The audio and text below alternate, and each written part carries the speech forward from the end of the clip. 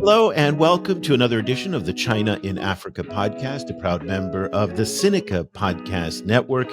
And I'm joined by my good friend Géraud, our CGSP Africa editor, back from Nairobi, now on the beautiful island of Mauritius. A very good morning to you, Géraud.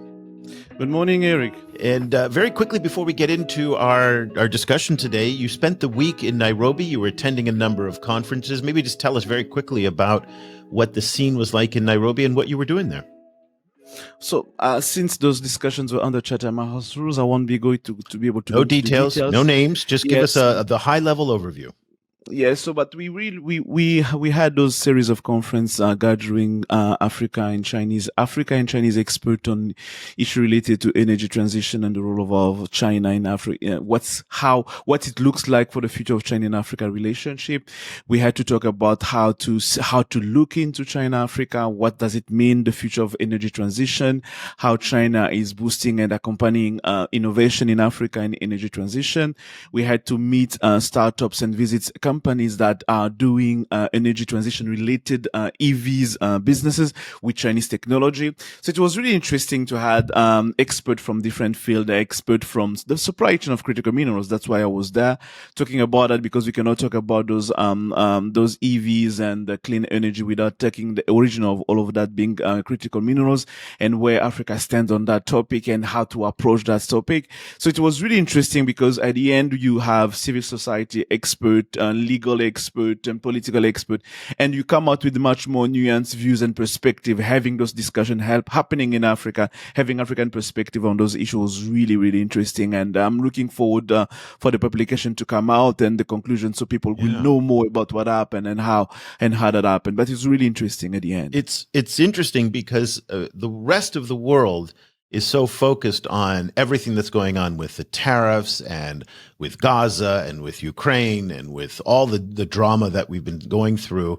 related to Donald Trump, especially out here in Asia, where just, people are consumed with it. And it's neat to see that away from that, there's these other very, very constructive, positive conversations. Did the weight of some of the world affairs that are going on filter into these conversations, or that really wasn't a part of it? Surprisingly, no. To the point where I was expecting a little bit during the conversation. When someone even mentioned that apparently we didn't even mention the issue of how the issue that we're living right now, the tariffs and everything, are really are impacting the discussion that we're having right now. So I say maybe it was an oversight, or maybe it was just something else based on a presentation, but it was not really part of that conversation. I'm quite happy that it was not part of the conversation, because it's always interesting to be able to even have agency in those kind of debate, in a sense where you don't let your point of view, your debate being driven by other people's agenda or actions. No matter what happened, this is what we need to do.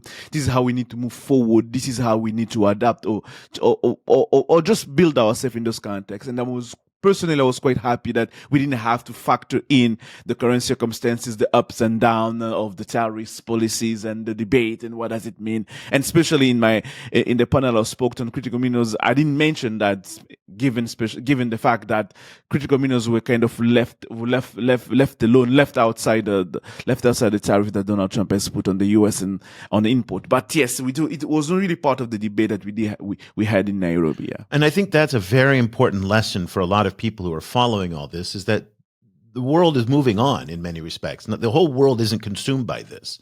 And I think we're going to see this more and more, where they're going to see this reconfiguration of the international supply chains and the international economic system to really circumvent some of this drama. And so it's very exciting that these conversations are going on and are not impacted by everything else that we've been following. Well, it's interesting that you were in Kenya, because Kenya is one of the stories that we're going to talk about today. We've got 3 stories on the agenda. One is big news in the standard gauge railway kind of drama that's been going on for almost 10 years. And we have a breakthrough that we can talk about. Also, we're going to talk about critical minerals, critical resources, right up your alley. And yours and my favorite topic of CMOC Group and Cobalt in the Democratic Republic of Congo. CMOC Group, for those of you who are not familiar, is one of the largest Chinese mining companies in the world.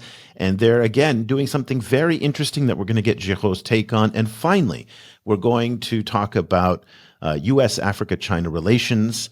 Last week was the annual ritual of the head of AFRICOM, General Michael Langley, who comes to Washington and testifies before the Senate and the House Armed Services Committee.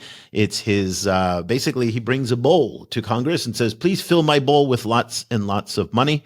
And this is his annual report. We're going to talk about his testimony. And Géraud was just in Washington as well. You've been traveling quite a bit, so you'll have some reflections on that. Let's first start with Kenya, where you just were, Géraud. Kenyan President William Ruto is scheduled to go to Beijing later this month for another state visit. He goes to China quite a bit, and it's expected that when he's there, he's going to sign a deal for an extension of the standard gauge railway. The standard gauge railway is in many ways the showcase piece of the Belt and Road Initiative in Africa, about a $6 billion railway that ended in the Rift Valley city of Naivasha. Now, that's very important. The problem with where it ended is there's not a whole lot around Naivasha, and that wasn't the original plan. The original plan of the standard gauge railway was that it was going to link all the way to the borders of Uganda, it was going to link to the borders of Rwanda, and it was going to really cover all of East Africa. The problem is they ran out of money, and China did not want to finance what was then called Phase 3 of the standard gauge railway. For years, the Kenyans went back to Beijing, asking for more money to be able to finance this thing. The Chinese looked at the balance sheet in Kenya and said, listen, you guys just don't have the ability to pay for this. Now, it turns out, we found out that a consortium of Chinese companies will provide 40% of the funding for a $5.3 billion extension that will traverse from Naivasha to the Ugandan border city of Malaba, which is a 475-kilometer extension. This is a very big deal because it's going to open up potentially the standard gauge railway to inland East Africa that can then basically bring goods onto the SGR, take them to the port of Mombasa on the Indian Ocean. This will be under a public-private partnership. And so basically what's going to happen is the Chinese consortium is going to run the railway for a period of time. We don't know. And then once they recoup their money, then it'll be handed over to local authorities. Géraud, that's exactly the same model that they used on the 27-kilometer Nairobi Expressway that you took from the airport, Jomo Kenyatta International Airport, to downtown Nairobi. That too is on a public-private partnership. Géraud, before though I get your response on this, I want to kind of play some sound that came out this week from Kenyan Finance Minister John Mbadi, and he laid out in a recent interview why the standard gauge railway as we know it simply didn't work and why they need this extension. The SGR terminating at Naivasha is not adding much economic value to this country. Uganda is already putting up their SGR side from Malava. It will not make sense if the SGR does not reach Malava and Uganda has invested so much money.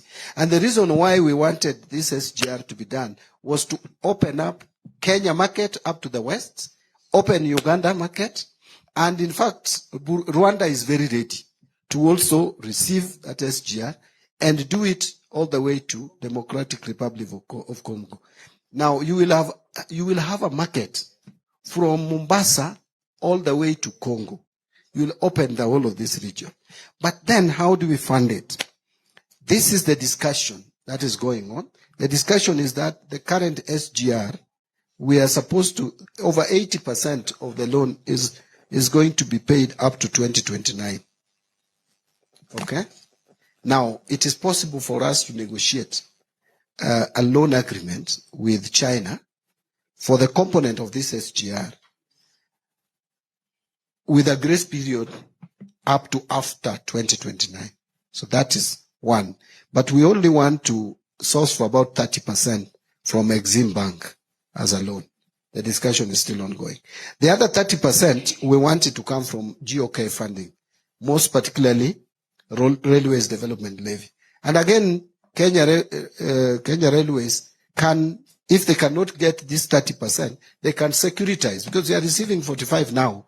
The RDL has gone to 45 billion per year. They can securitize it. Then the last one of 40% should be through the consortium of those companies, Chinese companies. They come together, put their money. They will be charging, of course, for the use of the railway to pay back. So these are negotiations that the Ministry of Transport is leading. So just a little bit of clarity there. The Exim Bank you talked about is the China Exim Bank. So there will be some sovereign lending that will be involved in this. This is something that the Exim Bank has resisted up until now, but I think the risk is being spread now across a number of different stakeholders that they might be more comfortable now. And when he said GOK, of course, that's the government of Kenya. Géraud, what do you think about this? And finally, it looks like that the railway is going to extend to Malaba, and then from Malaba, it's going to go through Uganda. So the dream of having an East African standard gauge railway does appear to be moving closer.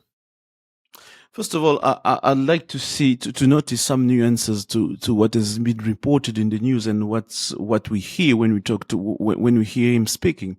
We realize that he's not really talking in a sense of like it's already happened.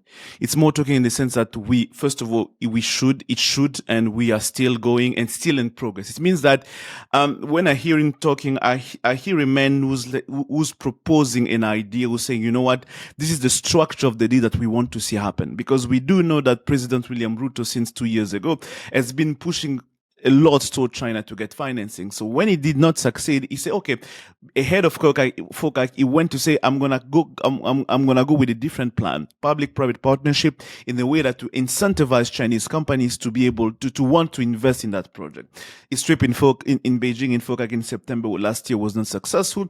He came back, drove back again, and look back into his notes and come back with a new structure. And we know that John Badi was in Beijing earlier this month, discussing different issues with Chinese financier and Chinese finance minister as well. And we see when he came back with that idea that we want to do this happen. And I'd suppose that's what is in discussion. Not even supposing, that's what he said, basically, that is in discussion. So now the question is how much that's going to be accepted by the Chinese counterpart. That still needs to be determined, because we also notice that it's not giving up the name of the consortium, who's part of the consortium, which company is part of the consortium. That just tells you that it's still a work in progress. That makes you a little suspicious when we don't hear the stakeholders?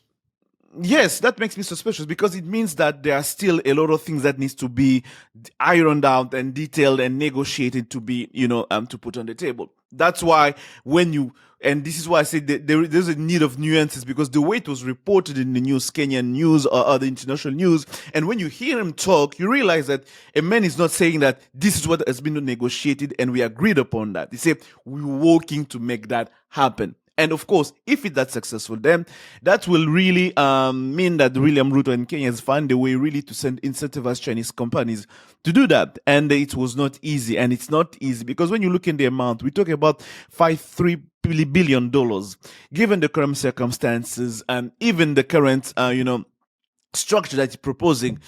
It's still a lot of money. And how long the concession contract and everything, we're going to have to see how it's going to be implemented if ever they sign the final agreement on that. I'm glad you brought up this very important point that it is not a done deal. And over the years, Kenyan media has gotten ahead of itself. And it came back from the Belt and Road conference last year or the year before. They came back from FOCAC. And each time when there's a conversation, a lot in the media say, the deal is done. We're going to get this thing to Malaba and to Kisumu and from Naivasha. And it doesn't go through. And what you don't hear is a confirmation from the Chinese side. You hear a lot of talk from the Kenyan side, but the Chinese, what they will say is, we want to support Kenya's development.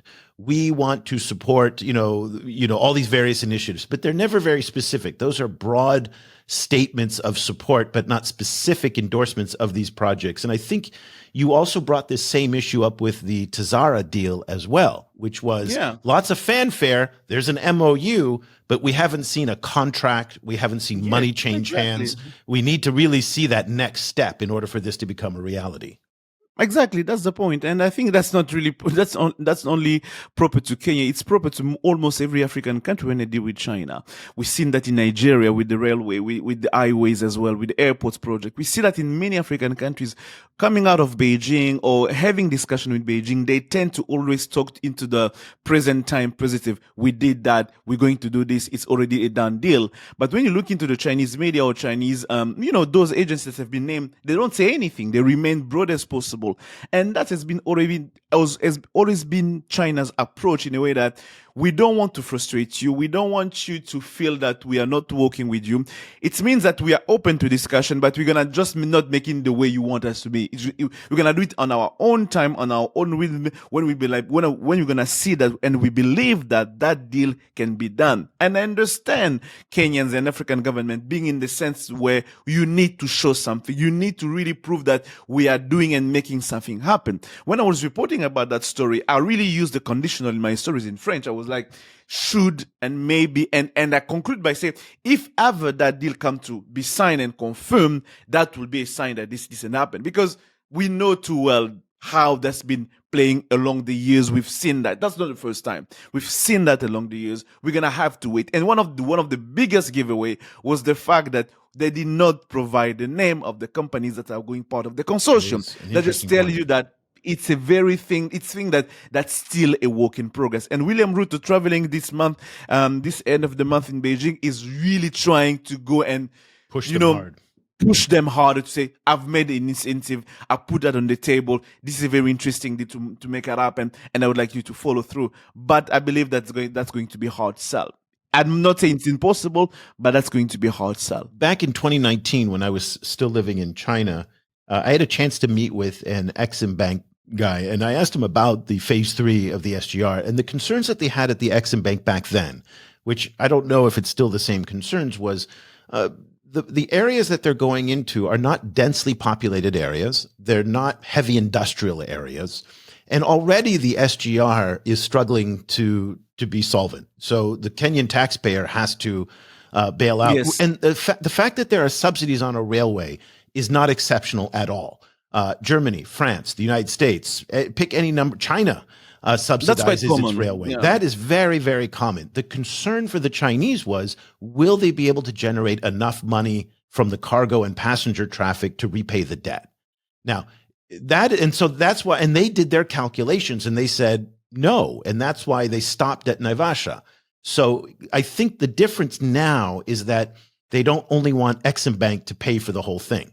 So by spreading it out with government of Kenya, a consortium of potentially private investors, and then some of Exim Bank, that may be the secret formula. Let's see, though. I think you're right to be cautious. Yeah, because the consortium was going to put a toll on the railway. This is one of the things that also the consortium is going to put. Is going to put a toll on the railway in a way that to be able to get the money back. But now I think it's going to depend on the length of the concession contract we are talking about. Probably here. 30 years, though, is my guess. I think it may even go longer than that, because unless you have heavy freight, heavy transportation happening. When I was in Nairobi, someone mentioned a Chinese stakeholders was there. He mentions like, that's really interesting. The ticket train between Nairobi and Mombasa was cheaper than the ticket of the Uber I had to take from Mombasa to my hotel. It's still in Mombasa, and I was like, that's not a commercially viable approach. I understand the need to have a lower price so you can incentivize a lot of people to use the train. But at the same time, you realize that if the prices are low, in terms of you reimbursing the loan, it's just taking heavy hit on the public treasury. So at some point, this is not the balance they have to strike between the cost of the toll and the market and the environment, the demand, all of that. That's really heavy. It's a heavy business deal to sell. Yeah, and just one other quick point here is that, remember, the SGR in Kenya faces intense competition from truckers and trucking routes. And also, he's talking about bringing the SGR to Congo. Felix Tshisekedi, your country's president, and also Zambia, they've announced all new trucking routes to get to ports. So this train will face competition from overland trucking routes in terms of price. And so if they have the tariffs so high on the train in order to pay back the loans that it's going to make it less competitive than shipping by truck, that could be a problem too. Yes, that could be a problem. But to clarify, the truck route they're gonna be taking when they expand to Naivasha, to when they go Malaba, Uganda, and Rwanda and DRC, it's going to be much more on the eastern part of the DRC. It means that in the Mahagi region, in the northeast of the part of the DRC, Zambia and DRC is going to be much more on the southeast, on the southeast. So there will be less competition, given that the truck coming out of the DRC will not go north. There was really no route going from the north to the east. So that's going to be much more easier to manage. But it's about much more the freight that's going to come out of Uganda and to be well enough and heavy enough, and I mean just commercially viable in a way that it makes sense. And I'm really feeling, as he mentioned himself, John Barry, and this is the part where I think that China find itself is also in a kind of not a debt trap situation, but a very bad business deal situation where stopping in Naivasha just doesn't make sense at the end. This is the part. So he acknowledged it. This is not even a Western kind of critique of it. I mean, here you have the finance minister of Kenya saying it's not working for the country. Exactly.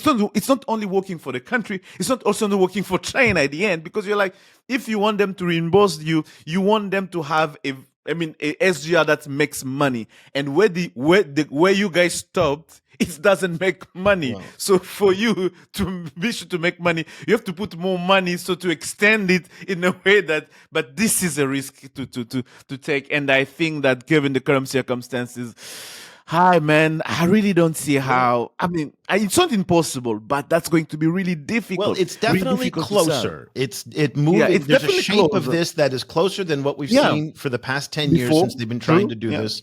So there is something there. And just to be fair, not that you're suggesting otherwise, Kenya has been right on time in terms of serving as a Chinese loan. So all of the narrative about debt sustainability and debt problems, Kenya has actually been a very strong performer. There was a little bit of a controversy that popped up a few weeks ago when, Kenyan officials, floated the idea of restructuring some of their Chinese debt.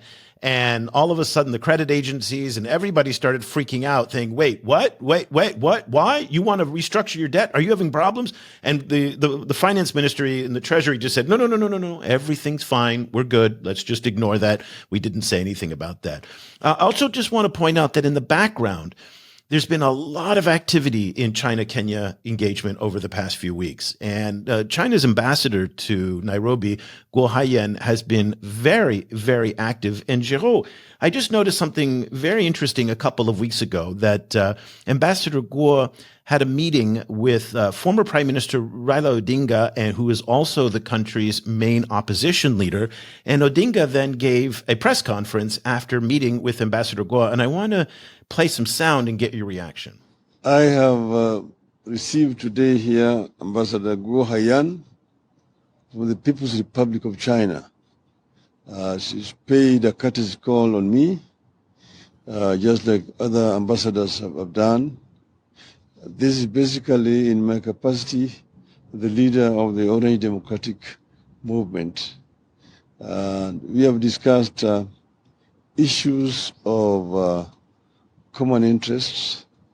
As you know, that the People's Republic of China has been in this country for as long as Kenya has been independent. And they have financed a number of development projects in our country.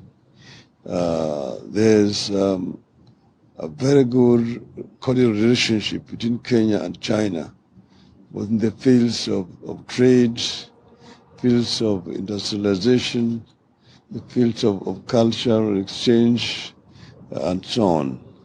So we've just done a review of this, and as you know, it's ongoing discussions between the government of China and the government of Kenya, but I'm not part of the government. Therefore, I'm only concerned about mutual relationship between our two countries. So this is what we have discussed this afternoon. And the minister or the cabinet secretary for finance was also in attendance. So Mbadi was in attendance in that meeting. That's very interesting because he's technically not a part of the government. Notice that Odinga, by the way, is starting to sound a little Biden-esque in his delivery. He's getting pretty old. I mean, Odinga has been on the scene for a long time. He's old. He's old. He's very old. You know, nothing that Odinga said was that interesting, okay? What is notable, though, and this is a very important aspect of Chinese engagement in Africa, is the amount of time that Chinese ambassadors spend working with opposition parties. And the point here is that they're very pragmatic in their engagement in Africa. It's not ideological. And so they foster deep relationships and deep ties with various political parties. And the fact that Ambassador Guo was meeting with Odinga, to me, is very interesting. And it doesn't say anything about do they lack confidence in William Ruto or whatnot. What it means is that when there are power transitions in African countries, they are very seamless in terms of their ties with China, in part because of these types of courtesy visits that Chinese ambassadors often do with opposition leaders. So 2 things I'm going to say. The first one, Odinga, I think at this point in the Kenya political landscape, it's really difficult not to qualify Odinga being Ruto's being in opposition with Ruto, because in the last 2 years and a half, 1 year or 2 years, 2 years and a half, William Ruto has campaigned hardly on the continent for Odinga to get the chairman of the AU Commission. So it traveled with Ruto. They went on different trips. They went into Beijing together.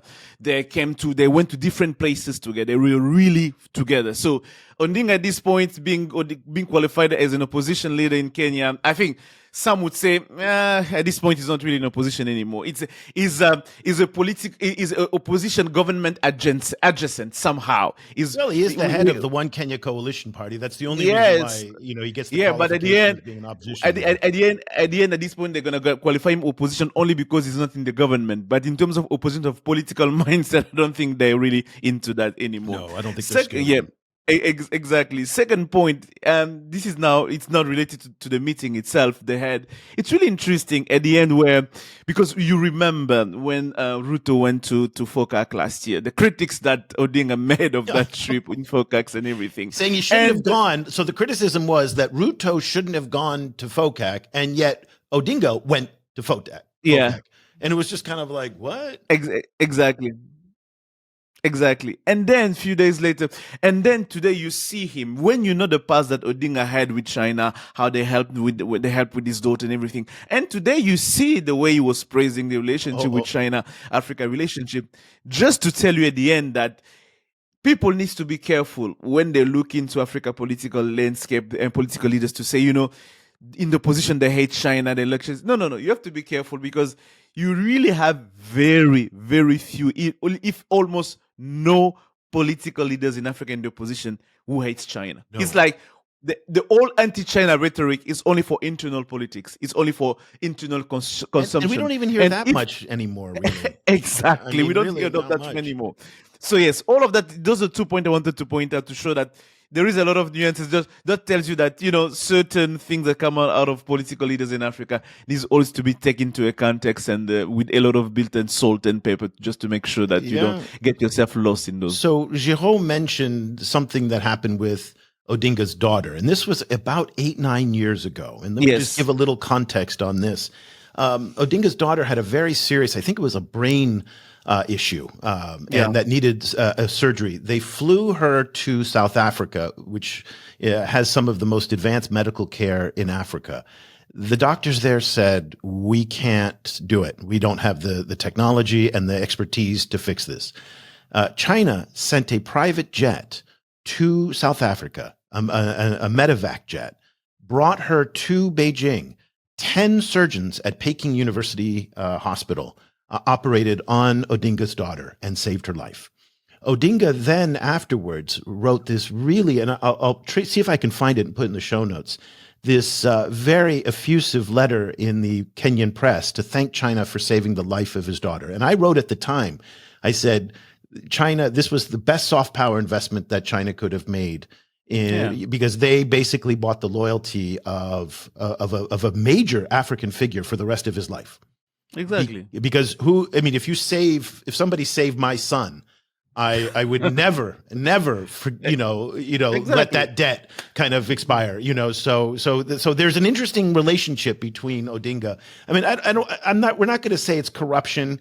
This was a very generous thing that China did to save the life of a young person, and also to really showcase Chinese capacity in terms of being able to deliver those kinds of services at a place like Peking University Hospital. So let's continue on, move away from Kenya, and we're going to head to your neck of the woods in the Democratic Republic of Congo.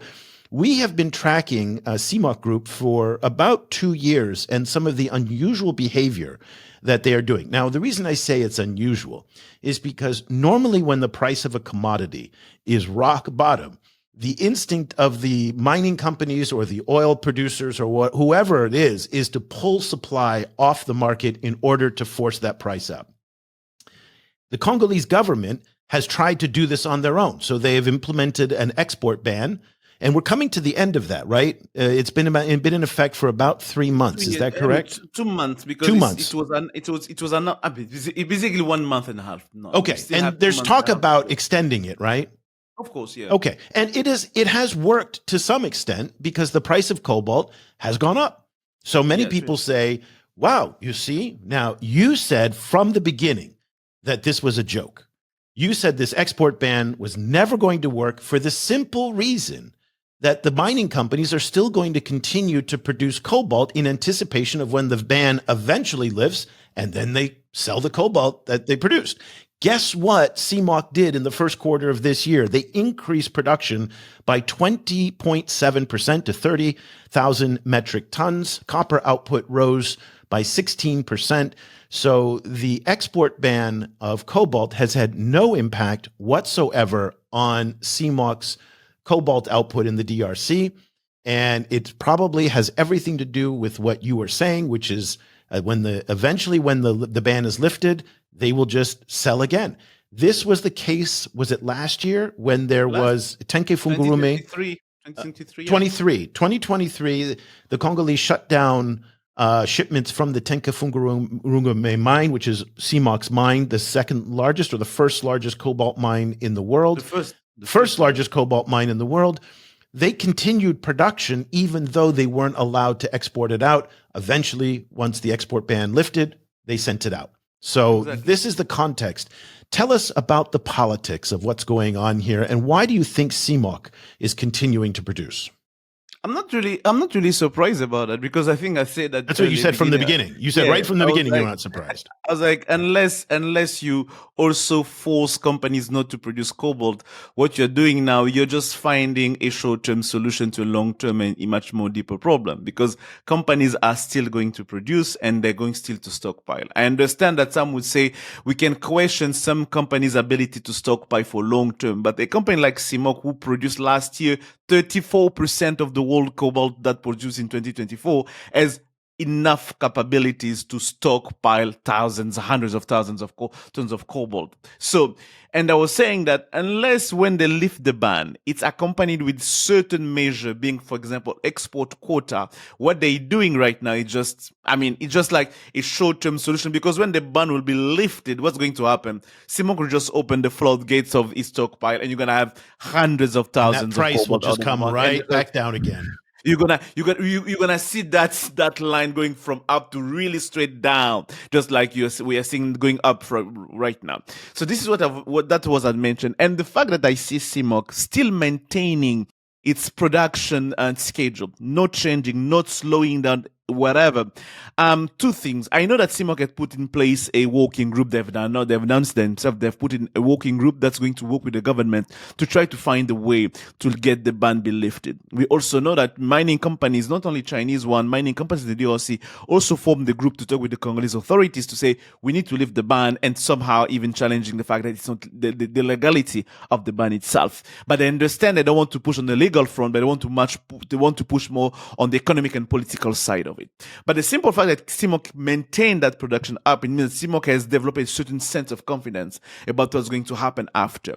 And I'm even anticipating the sense that if I'm anticipating it's going to increase even much more, in the sense where they're going to calculate the fact that the export ban will be lifted accompanied with a certain amount of export quota.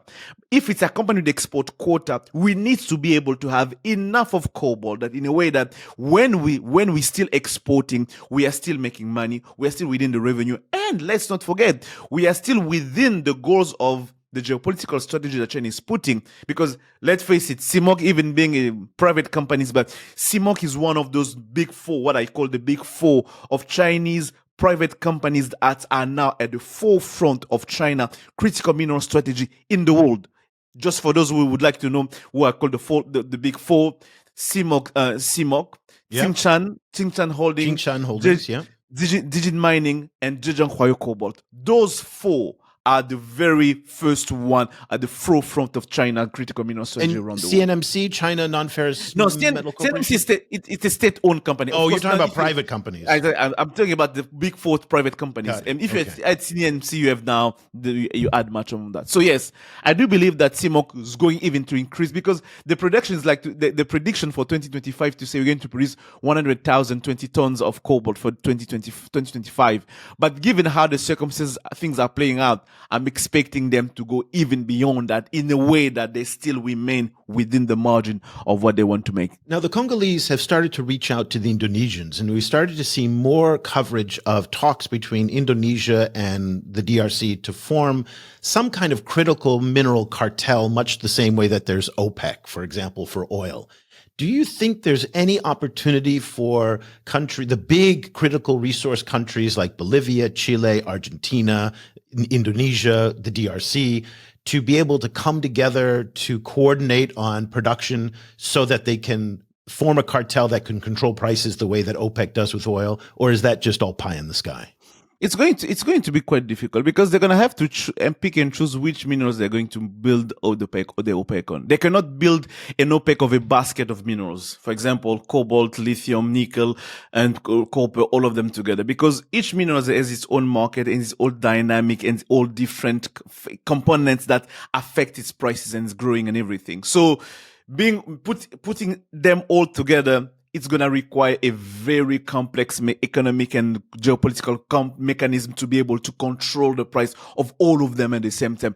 And especially given that most of them in that supply chain, in those producing countries, do not control the very useful part of the supply chain, being the midstream of transformation, processing, and downstream of final product of the supply chain, where the influence of the price is coming from. So you're just producing, but if you don't control what's coming down there, you don't really have much of a power. So I don't believe that, first of all, they're going to have to choose to pick and choose which minerals. And second of all, and if they do pick and choose, DRC producing 72% of the world's cobalt, and Indonesia being really, really down, even if it's second, but it's way far behind second.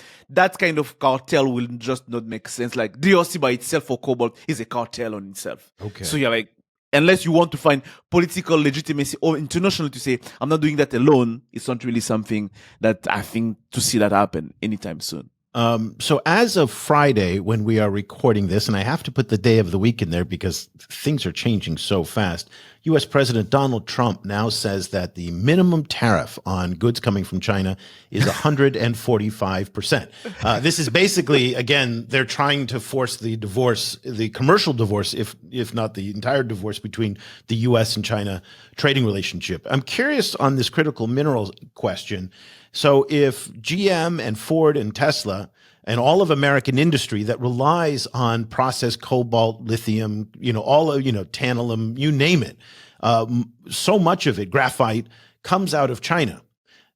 Is that going to have downstream effects now into places like Zambia and the DRC and other places, since the supply chain will be disrupted by the tensions between the U.S. and China? Do you see that downstream effect coming, or is they're too far removed from these tensions? It puts an exception on critical minerals, though, in the Okay. tariffs. So they're not okay. So just to be clear, so Exactly. Ford doesn't have to pay the 145%. Exactly. No. Okay, that's good to know. He was smart enough. I think the industry was smart enough to say, you know what, don't put the minerals on that, because we are still highly dependent on that. If you do that, you're just defeating the purpose of us being able to produce here on the ground. But So, China, though, in their retaliation, and I haven't seen the details of it, has restricted some of the flow of critical minerals from China to the U.S. Yes, So this is yes, a weapon that I think the Chinese are going to use more. That could have downstream effects, because as we saw with germanium, when the Chinese stopped exports of processed germanium to the U.S., the DRC stepped up and said, hey, guess what, guys? We got a lot of germanium. So it could be some opportunities for the DRC or other mining countries to be able to insert themselves in this to sort out some of these supply chain issues. The problem is, of course, is the processing, right? Yes, exactly. They have to identify the opportunities, because in the case of germanium, they have to process the tailing that the DRC had of like old minerals they had in the DRC Katanga. But for other countries, they're gonna have to identify the opportunities to look into the recycling old tailings they do have. Maybe they can find something out of there. But so far, the minerals that China has put export ban on that specific for the US market. It's quite difficult to find elsewhere. And I was even reading a paper, they were saying that at the end, some of those minerals, the US is not really depending on China anymore in most of those minerals, but some of them are still, the US is really heavily relying on China on that. But I'm expecting things to get even worse the way things are going. And I believe that China hasn't used the full extent of all the tools that it has right now. I think they've learned from the first Trump administration, and for this one, they're very much ready. And we may see ourselves in a very difficult situation. We've been reading and seeing a rapprochement between China and the European Union. We are expecting to see a EU delegation going to China maybe by July. We are having talks about maybe the EU removing tariffs on China EV to Europe. So Donald Trump's position is really creating a context where it's just creating a context for people to create an alliance against the United States. And I'm afraid that at some point, the US might find itself more and more isolated from other partners who realize that we cannot rely on you anymore. It's really quite dangerous for the US for the coming month and maybe years. Yeah. Okay. Did you take your blood pressure medication today? Because you're going to need it for this next segment. Are you ready? I mean, are you calm? Are you relaxed? Yes, I'm calm. Let's go ahead. Are you sure you on it? Okay. So last week, you wrote a fascinating column doing a preview of what General Michael Langley, who's the head of AFRICOM, which is the Africa Command, based in Stuttgart, Germany. Okay. And he had to do his annual appearance before the Senate Armed Services Committee, and then he'll also appear before the House Armed Services Committee, and then they will also talk to members of the Appropriations Committees. These are the rituals every year that the commanders from around the world, Southcom, CENTCOM, AFRICOM, must do in order for Congress to be able to allocate money to their different commands. And so what ends up happening is you have this appearance of these different commanders. And in this case, General Langley appeared alongside the commander for CENTCOM. CENTCOM is the Middle East all the way out to Pakistan. That's the jurisdiction for the Central Command commander. And they basically field questions on everything.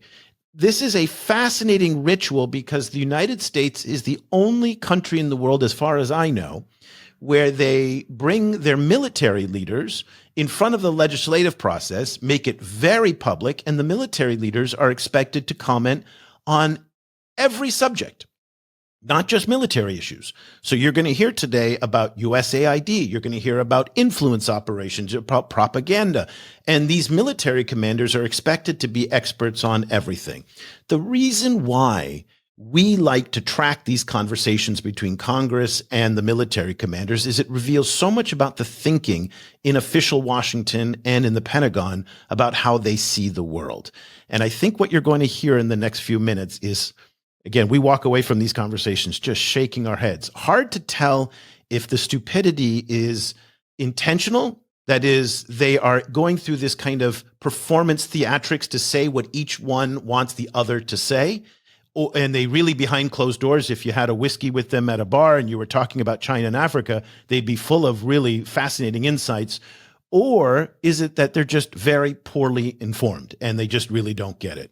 That being said, Géraud, this year we did not hear anything on debt traps, which is a first, I would probably say, in many years of us covering that. But let's start with some scene setting from the chairman of the Senate Armed Services Committee, Roger Wicker, who is a senator from Mississippi, a Republican senator. And let's take a listen to what he said in terms of setting the tone for how the Senate Armed Services Committee and Senator Wicker himself view China in Africa. The Chinese Communist Party views its competition against the United States as a global project. To China, the continents of Europe, Asia, South America, and Africa are all critical in Xi Jinping's unprecedented global military expansion. In particular, Beijing has been active on the African continent. In Djibouti, China's naval base has grown substantially. It's now capable of hosting China's most advanced naval vessels and serving as an intelligence collection outpost against American and allied forces in the entire region. China is also actively pursuing a naval base in Africa's western coast, the Atlantic coast, which would provide an enduring foothold along the Atlantic Ocean. According to General Langley, this would, quote, change the whole calculus of the geostrategic campaign plans of protecting the American homeland, unquote. There you go, Géraud. So we've moved from debt trap to the basing allegation. I want to be very clear and do a fact check here. This has been the case for years. There is no publicly available evidence whatsoever to suggest that China is seeking to build a military installation on the west coast of Africa. This has been an assertion by the United States government that was initially started by General Stephen Townsend, who was General Michael Langley's predecessor. And we have a lot of information on this on our site. But again, this is an American assertion. There's no evidence in the Chinese literature. There's no evidence in the PLA discourse. There's no evidence outside of an American assertion. But it is very useful, Géraud, as you pointed out in your last column, for the generals to go to Congress and talk about this base, this fictitious base, as far as we know, on the west coast of Africa that the Chinese want to build. I started with there because I know that's one of your pet project issues. Let's start with your reaction to Senator Wicker's claim about the base.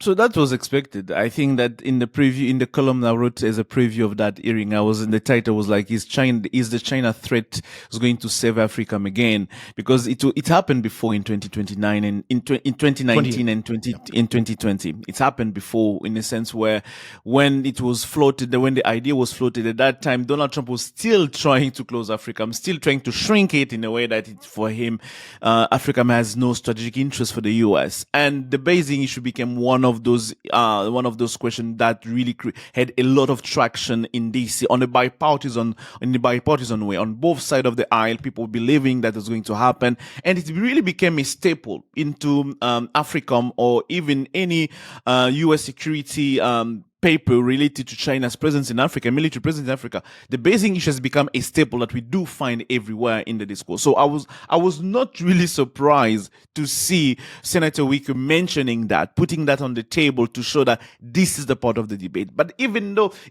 when Michael Langley talked about it, it was less adamant to that than Senator Wicker's were on that and topic. Certainly which I than found, General Townsend was, because General Townsend really pushed this one very hard. Which I find quite interesting. I had that feeling that for certain questions, they just make sure that if I'm not really sure, I'm not gonna contradict you, but I'm not gonna either making it that's the case.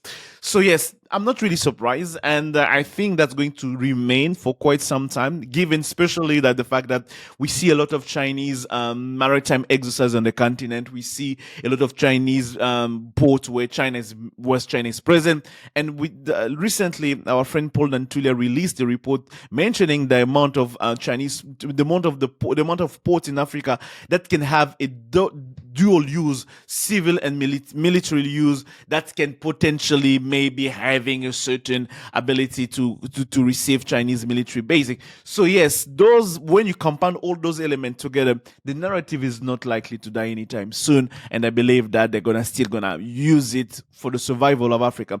Will Africa survive after that? I'm not really sure, but that's, I think, was going to Congress remain. likes AFRICOM. The president does not like AFRICOM, but the Congress does.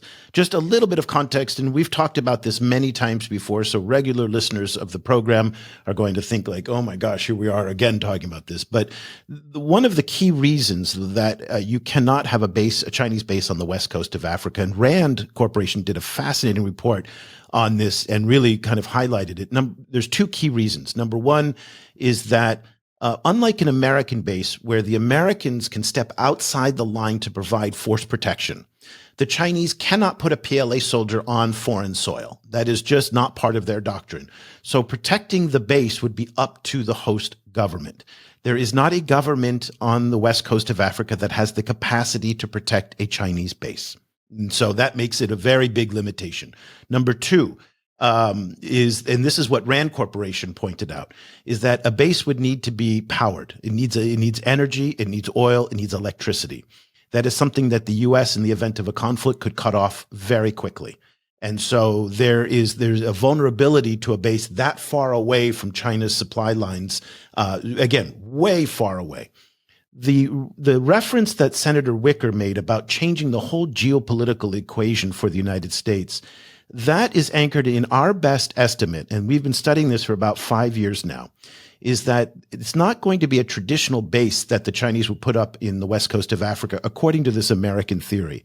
It is a submarine base that they're most concerned about that would be able to put long-range nuclear-powered submarines, nuclear-armed submarines into the Atlantic that could then reach Washington, New York, and Atlanta. Currently, Chinese ICBMs can only reach as far as the west coast of the United States. So when they talk about the change of the geostrategic equation, the fear that Congress gets whenever they talk about a base in West Africa, it's a submarine resupply base. Again, just very quickly, and I don't want to dwell on this, China has, I think, 5 long-range nuclear submarines. If they idled a submarine in the Atlantic, okay, the United States may be bad at a lot of things, and there's a long list of them, but one thing they are excellent at is submarine hunting, because the United States has a history of submarine warfare that dates back over a century now.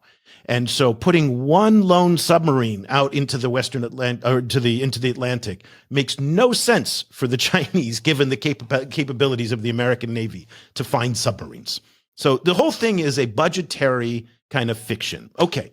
Let's move on now. You talked about bipartisanship. One of the things you're going to hear in the different questions from the senators is you probably cannot tell the political party of the different senators, because when it comes to China and Africa, Republicans and Democrats are 100% aligned. Let's talk about USAID. That was a very popular theme of the questioning for Michael Langley. Again, odd that in a military interrogation on Capitol Hill, all these other issues come up. But let's listen to New Hampshire Democratic Senator Jeanne Shaheen talking about the impact of USAID's closure in Africa. I want to follow up on Senator Reid's question about USAID's presence in Africa, or lack thereof, now that this administration has closed down virtually all of the operations in Africa. This is the fastest growing continent in the world. It is a place where we're seeing increasing incursion by the Chinese, as you pointed out. So as we have withdrawn our presence from countries in Africa, are you seeing additional Chinese presence come in to take over some of those services and programs that the United States has been providing? For example, in Rwanda, we had a program to help with children, women and children, and the challenges of childbirth. My understanding is that now that we have left that program, that the Chinese have come in to take it over. Are you seeing that in places? Sir, I am seeing that. You know, there's a number of programs that we see that the Chinese Communist Party is trying to replicate. They can't do what we do. They can't do what we do in PEPFAR, where they extended the life span of a number of Africans by 20 years. They're trying to replicate that. They're trying to match what we do. So that's what we're seeing as we start to fold in the capabilities of USAID under State Department. China's trying to exploit that scene. And do you agree that it would be a huge loss if we don't continue many of those programs? Senator, I won't speak to the policy part of that, but it is a need. Those capabilities are needed for the U.S. To maintain a strategic advantage over the Chinese Communist Party, because we do it best. And the Africans, they speak that they do prefer the United States. I mean, it's like a parallel universe, as if nothing's happened. Everything's great. Everything's fine. Nothing to see here, ladies and gentlemen. Géraud, go for it. Listen, first of all, the line of questioning was quite funny for that, and I could feel the journalists being a bit uncomfortable, being put on a hot seat where clearly you had the Democrat senator trying to make political points using humanitarian cases, combining it with the security agenda on the same table and putting on a hot seat the journalists say, you know what? Is it a good idea for us to close? Basically, is it a good idea for us to close USAID because it's a security challenge to it? So that was quite interesting. But the way she was framing the issues, like, first of all, China cannot react as USAID closed only like one month ago. So we cannot, almost 2 months ago, we cannot expect that USAID closed 2 months ago and the next month China is there. So when she said that we've seen China taking it over, that's just not true. It's not that's true. Just not it's true. Just that's not true. It's just not true. First of all, that needs to be put out there. There was Chinese medical cooperation with Rwanda happening way before that. The fact that USAID left, of course, only left on the scene like Chinese medical presence being there. So when you see only Chinese medical presence there, you cannot say they just arrived to replace us. No, you were all together at the same time, because Rwanda has been receiving a lot of money, $42 million of Chinese medical support, expanding military hospitals in certain parts of Rwanda, and training Rwandan doctors and everything. So that's not true to say that they've been replacing USAID on the ground. And second of all, based on what the General Langley said, yes, when they say they're trying to replicate what the US does, they cannot do what we do. First of all, that's true. In terms of PEPFAR, the US has done things that almost no country in the world would be able to do in Africa. Really lifting up population, saving a lot of people in terms of HIV medication and all of that.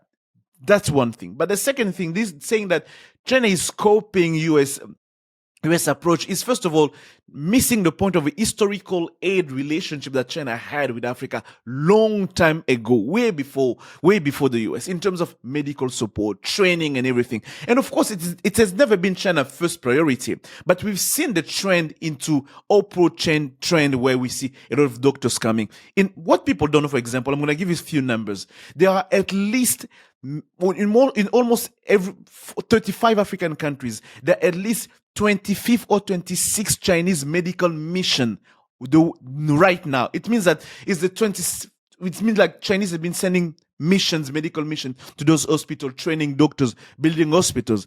The simple fact that we are not paying attention to that, because for us, the China-Africa relationship was only through geopolitical, economic, industrial. We just were blindsided to those aspects. But now with USAID gone, we're going to see much more of that, believing that they just came now. They were there before. But that is political framing that she's doing, because the reality is that what the United States did with USAID was on a scale that the Chinese never even came close to. So you talk about these missions. These are tiny missions. Exactly. The USAID budget in Africa, if I recall, was somewhere around $6 billion. Exactly. Just for the Africa CDC alone, the Americans cut their contribution by $115 million. Together, China and South Korea made a $4 million contribution together. We don't even know if it was 2 and 2, 3 and 1. And the point here is that the Chinese are going to be very tactical in where they fill some aid gaps. So out here in Southeast Asia, when the Americans pulled out of the demining campaign in Cambodia, the Chinese stepped in because that was a critical need, but also was very political as well. So you're going to see some examples of the Chinese stepping up their aid, but it's not the way the Chinese set up their system. So CIDCA, which is the Chinese aid agency, is not going to balloon into a $20 billion agency. Exactly. The Chinese view their loans and their development finance as part of an aid initiative. So they frame aid in a very different way than it's framed in the West. And so what you're seeing is politicians and even journalists try to do a one-for-one, apples-to-apples kind of comparison. Well, if the U.S. isn't doing it, the China's going to fill in, as if it's almost like the Cold War and the Soviets, if we don't do it. That is not the way this is playing out. So Senator Shaheen was completely wrong. Let's go on now to the Belt and Road and go back to Senator Wicker from Mississippi, who, again, very odd. You're asking a military commander about these things, but guess what? That's where we are. So this is how this system works. Let's take a listen about his concern about the Belt and Road in Africa. As we dial back USAID in Africa, China's not dialing back the Belt and Road Initiative anywhere in Africa, are they?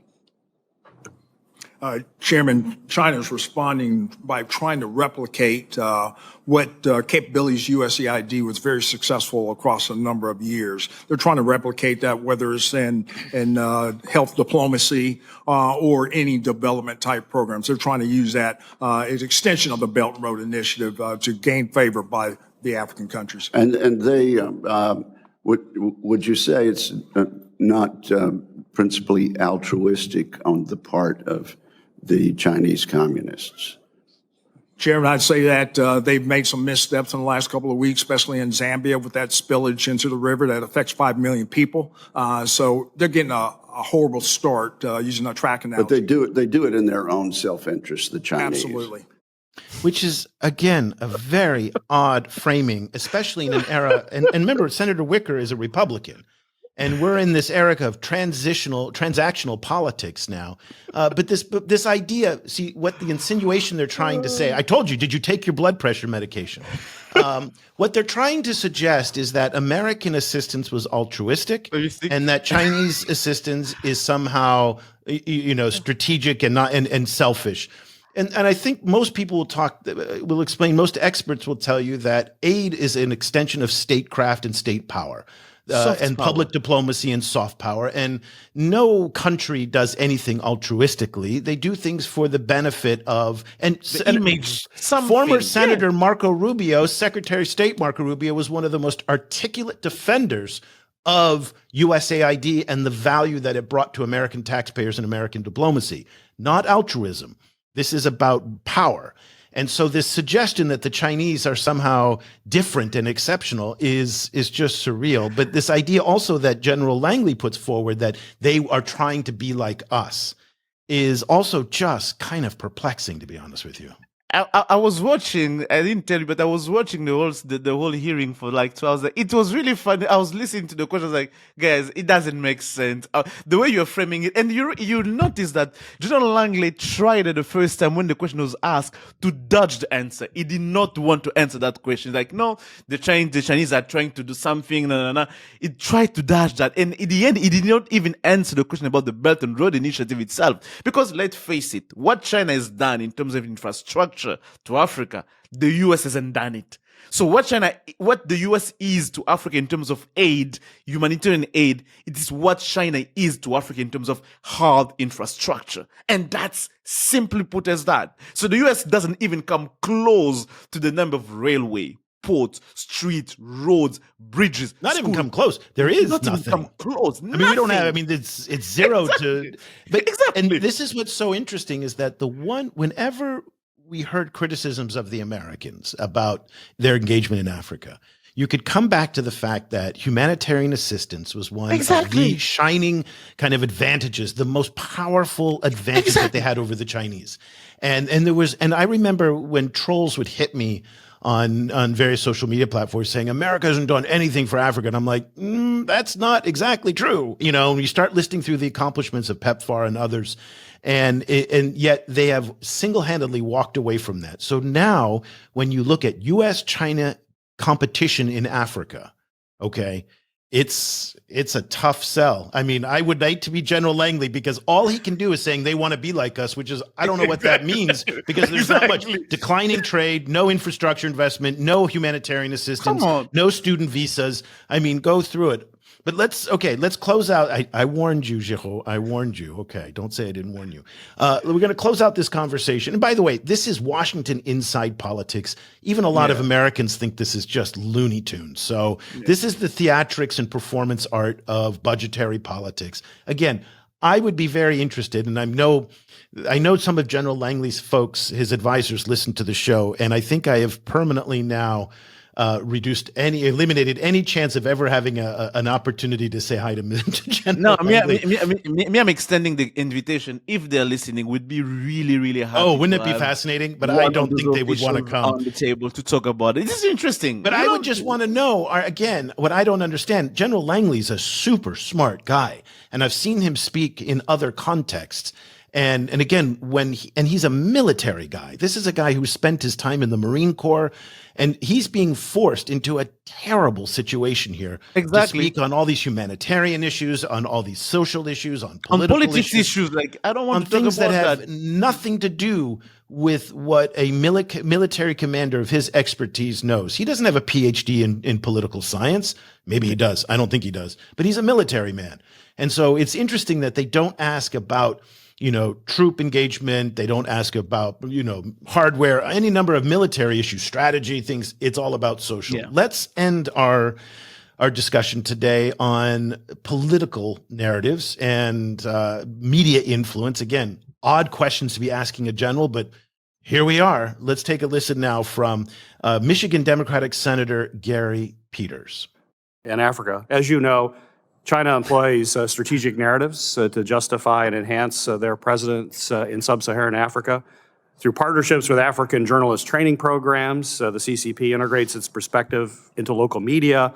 It directly engages in more than 60 African political parties. But their most influential impact, I think you would agree, has been the Belt and Road Initiative, which has significantly impacted Africa's economic landscape through substantial investments, particularly infrastructure investments. In 2023, African countries experienced a 47% increase in Chinese construction contracts and 114% surge in investments compared to the previous year, which totals about $21.7 billion, a substantial amount. So my question for you, sir, is can you expand upon the growing presence that China has in Africa, politically, economically, and militarily, and how that is a threat to our very important strategic interest on the continent? Yes, Senator, thanks for that question. China's trying to set the globe now. They want to be the global hegemon now. Chairman Xi has put out a 2049 plan, but they want to get there earlier. So therein lies the importance that we engage and show assurance actions, but we just can't just harbor the facts. We harbor the facts, but we don't own the narrative. That's being drowned out by the CCP and their campaign plans to be able to influence civil society, influence the militaries. They can't replicate what we do, whether it be their trying to copy what we're doing in our IMET or our international military education training. It doesn't compare. And we match our efforts, whether it's Title 22 funding or Title 10 funding, whether it be security, the State Partnership Program, or the SFABs, Security Force Assistance Brigades. They build institutional capacity like none other. Our African partners know that. So whatever is in the information space, we do need to meet it with a comparable narrative. Thanks, sir. Thank you. And once again, thank you to both of you for your service. I think this is probably the most honest answer that I think he gave in terms of accuracy, where, military to military engagement, I think African militaries in the United States, I think the Chinese don't come close. There's some great research when Judd Devermont was at the Center for Strategic International Studies, comparing Chinese and American military engagements and exchanges in Africa. They're very different. There's a lot more training that happens on the American side. So I think on that point, he's right. They're different kind of training. They're very different kind of trainings. And so you can't even compare them in one sense. The other point, which is he acknowledged, which is that the Americans are being outdone on the strategic messaging side by the Chinese. He said it, we're being outdone. And I think that's the most honest answer that we've heard out of an American stakeholder that says that the Chinese on their media, their propaganda, their exchanges, all their different influence operations have been incredibly effective in Africa. And the United States now, whatever they had, again, VOA, I wasn't a huge fan of VOA. I thought it was pretty junky, but it's gone. So no more USAID, no more VOA, and they've just kind of walked away from it. So no doubt that the U.S. is going to be less competitive in that idea space than they were last year at this time. Definitely the messaging coming out of DC was really low, and they've been outdone by China for so long. But the problem for me, the problem of being outdone was caused by themselves. Why I say that? Because they wanted to compare the engagement with China in space where they were not present. When you look into the parallels of the US engagement in China and Africa, you realize that there's much more complementary work than competition work. You are strong in humanitarian. Talk about what you do. Talk about how you save lives. Talk about how you train people. Talk about how you avoided Ebola to become a world pandemic crisis. Talk about how you put $1 billion in the eastern part of the DRC, in Bunia and in Uganda, to be able to build Ebola centers and to come up with a vaccine. Talk about that. But you want to go to talk trash about how China is investing in infrastructure where in the space where you are not present. Okay, China is putting billions of dollars in terms of railway and bridges and everything. We don't take Chinese money. So the US, are you there? No, you are not there. So why are you talking about that? At the end, China will be talking about things that it does, what people see, the hard infrastructure, the hard power, the hard element. At the end, you find yourself being outdone because you spend too much time trying to talk trash about what other people are doing where you are not present, instead of talking about what you do best. Military training, as you mentioned, humanitarians, saving lives. We don't want to talk about that anymore because they don't think that helps the American taxpayer. So at the end, what do you want? Well, at the end, the other thing, that I find so interesting is that, you were just in Nairobi at a conference with African and Chinese stakeholders. There was recently, just last month, a 5-day conference and trade event between the city of Chongqing in southwestern China and Kenya. And the mayor of Chongqing, and remember, Chongqing is, I think, 20 million people, the 6th or 7th largest city in China. It has a GDP larger than most countries. It would be very close to a G20 country. And you're seeing all this subnational engagement that's now happening that's way off the radar. That's the stuff we cover. Yeah. And again, you don't see a state of California and Kenya delegation going over saying, how can we do business together? What can we do? And you're seeing all of this activity happen. Our colleague Njinga Akina he has an entire podcast now called the Africa EV Show and a whole series of videos on YouTube that are focused only on how African entrepreneurs around the continent are using Chinese green technology and mobile tech to innovate in this new green mobility space. This isn't happening with the Americans. And then we talk about Transin and we talk about all the different companies that are doing innovative things there. That level of comparable innovation and comparable economic engagement just isn't happening from the Americans. And so, and whatever was happening is happening much less frequently. Let's give your final thoughts. We're a little bit over time today, but give me your final thoughts on everything we've talked about, but particularly on what we heard from Congress this past week.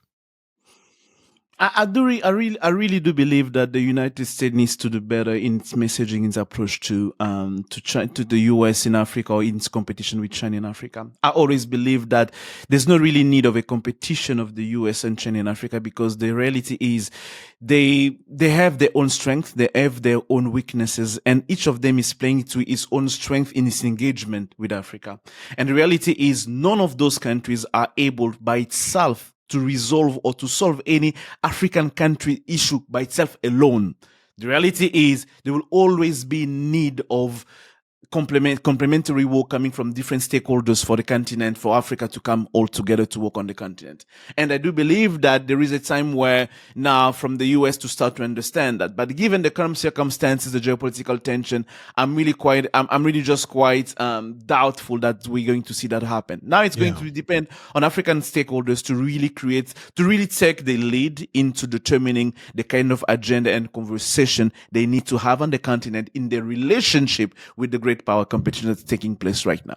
Okay, well, let's leave the conversation there. Géraud, welcome back home. You must be happy to be there. Hey, by the way, you and I, we're on the road in a couple of weeks. We're on our way to Salzburg. So we're going to be doing some shows from Salzburg, Austria. So we have something to look forward to there. So you've had quite a travel year so far. I hope you're racking up your frequent flyer points.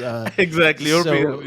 These are the kinds of conversations that Géraud, Cobus, Johnny, Edwin, Lucy, the whole team here at the China Global South Project have every single day. You got to check out the amazing work that everybody's doing over on our website at ChinaGlobalSouth.com. And then we send out daily subscriptions. We do briefings. We do all these cool things for our subscribers. And so if you'd like to join our growing community of readers around the world, go to ChinaGlobalSouth.com/subscribe. We'll give you 30 days for free just to try it out. If you don't like it after 30 days, you can cancel with no obligation whatsoever. If you do like it, we genuinely appreciate the support you're giving us. We are an independent, nonpartisan, agenda-free, fact-based news organization and research team. I mean, there's not many of that out there, especially in the China space. And this kind of independent media needs your support. And we also want to thank our Patreon supporters as well for their generosity to help keep us going. So that'll do it for this edition of the China Global South podcast. Géraud and I, along with Cobus, will be back again next week with another edition. Until then, for Géraud Nima back in Mauritius, I'm Eric Olander. Thank you so much for listening.